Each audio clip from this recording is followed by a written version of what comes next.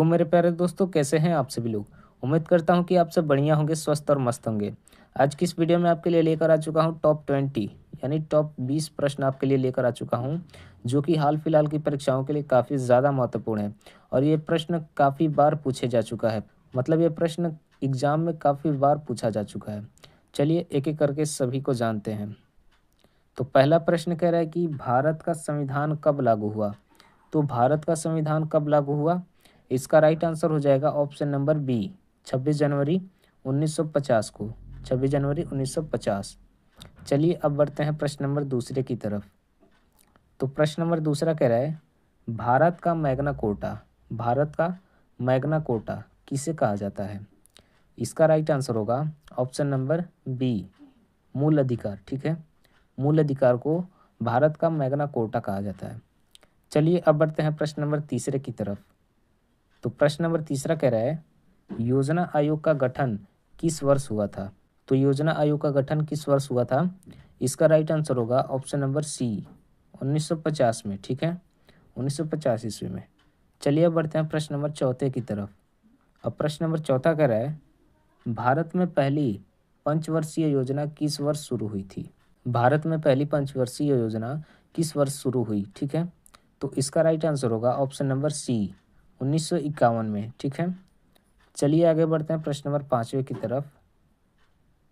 तो प्रश्न नंबर पाँचवा कह रहा है, भारतीय रिजर्व बैंक की स्थापना कब हुई।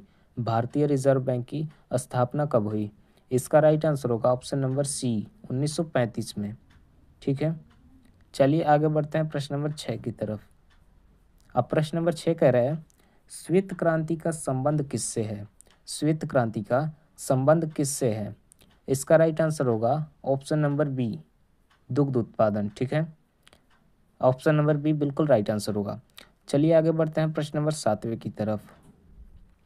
अब प्रश्न नंबर सातवां कह रहा है, संविधान सभा के अस्थायी अध्यक्ष कौन थे। इसका राइट आंसर होगा ऑप्शन नंबर सी। ठीक है, ऑप्शन नंबर सी बिल्कुल राइट आंसर होगा। चलिए आगे बढ़ते हैं प्रश्न नंबर 8 की तरफ। प्रश्न नंबर 8 कह रहा है, भारत का राष्ट्रीय पक्षी कौन है। तो भारत का राष्ट्रीय पक्षी मोर होता है। चलिए आगे बढ़ते हैं अब प्रश्न नंबर 9 की तरफ। प्रश्न नंबर 9 कह रहा है कि लोकसभा का अधिकतम कार्यकाल कितना होता है। लोकसभा का अधिकतम कार्यकाल कितना होता है, इसका राइट आंसर होगा ऑप्शन नंबर बी, 5 वर्ष। ठीक है, लोकसभा में 5 वर्ष अधिकतम कार्यकाल होता है। चलिए आगे बढ़ते हैं प्रश्न नंबर 10वें की तरफ। तो प्रश्न नंबर 10वां कह रहा है, हरित क्रांति के जनक किसे कहा जाता है।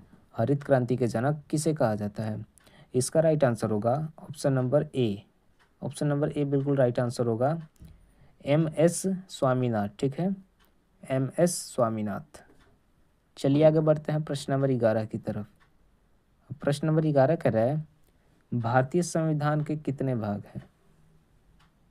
भारतीय संविधान के कितने भाग हैं, इसका राइट आंसर हो जाएगा ऑप्शन नंबर डी, 25। ठीक है, 25 भाग हैं। चलिए आगे बढ़ते हैं प्रश्न नंबर 12 की तरफ। तो प्रश्न नंबर 12 कह रहा है, राज्यसभा के सदस्यों का कार्यकाल कितना होता है। राज्यसभा के सदस्यों का कार्यकाल कितना होता है, इसका राइट आंसर होगा ऑप्शन नंबर सी, 6 वर्ष। ठीक है, चलिए आगे बढ़ते हैं प्रश्न नंबर 13 की तरफ। तो प्रश्न नंबर 13 कह रहा है, भारत का सबसे बड़ा राज्य क्षेत्रफल में कौन सा है, इसका राइट आंसर होगा ऑप्शन नंबर सी, राजस्थान। ठीक है, चलिए आगे बढ़ते हैं प्रश्न नंबर 14 की तरफ। अब प्रश्न नंबर 14 कह रहा है कि गुप्त साम्राज्य का संस्थापक कौन था। ठीक है, गुप्त साम्राज्य का संस्थापक कौन था, इसका राइट आंसर होगा ऑप्शन नंबर बी, चंद्रगुप्त प्रथम। ठीक है, चंद्रगुप्त प्रथम। चलिए बढ़ते हैं प्रश्न नंबर 15 की तरफ। प्रश्न नंबर 15 कह रहा है, जय जवान जय किसान का नारा किसने दिया। जय जवान जय किसान का नारा किसने दिया, इसका राइट आंसर हो जाएगा ऑप्शन नंबर सी, लाल बहादुर शास्त्री। चलिए आगे बढ़ते हैं प्रश्न नंबर 16 की तरफ। अब प्रश्न नंबर 16 कह रहा है, भारतीय राष्ट्रीय कांग्रेस की स्थापना कब हुई। तो भारतीय राष्ट्रीय कांग्रेस की स्थापना ऑप्शन नंबर बी बिल्कुल राइट आंसर होगा, 1885 में हुई। ठीक है, चलिए आगे बढ़ते हैं प्रश्न नंबर 17 की तरफ। तो प्रश्न नंबर 17 कह रहा है, पृथ्वी का सबसे निकट ग्रह कौन सा है? पृथ्वी का सबसे निकट ग्रह कौन सा है? इसका राइट आंसर होगा ऑप्शन नंबर सी, बुध। बुध जो है पृथ्वी का सबसे निकट ग्रह है। चलिए आगे बढ़ते हैं प्रश्न नंबर 18 की तरफ। अब प्रश्न नंबर 18 कह रहा है गीतांजलि के लेखक कौन है? गीतांजलि के लेखक कौन है? इसका राइट आंसर हो जाएगा option number C, Rabindranath Tagore. ठीक है, चलिए आगे बढ़ते हैं प्रश्न नंबर 19 की तरफ। प्रश्न नंबर 19 कह रहा है कि भारत का राष्ट्रीय खेल क्या है? इसको आपको कमेंट करना है। ठीक है, इसको आपको कमेंट करना है। चलिए आगे बढ़ते हैं प्रश्न नंबर 20 और आखिरी प्रश्न की तरफ। तो प्रश्न नंबर 20 कह रहा है कि भारत का सबसे ऊंचा पर्वत शिखर कौन सा है? भारत का सबसे ऊंचा पर्वत शिखर कौन सा है? तो इसका राइट आंसर होगा ऑप्शन नंबर बी, कंचनजंगा। ठीक है, कंचनजंगा है भारत का सबसे ऊंचा पर्वत शिखर। और एवरेस्ट जो है वो दुनिया का सबसे ऊंचा शिखर है। चलिए इसी के साथ 20 प्रश्न यहीं पर समाप्त हुए। मिलते हैं अगले वीडियो में, तब तक के लिए आप हम सब्सक्राइब कर लें। मिलते हैं अगले वीडियो में, तब तक के लिए बाय बाय।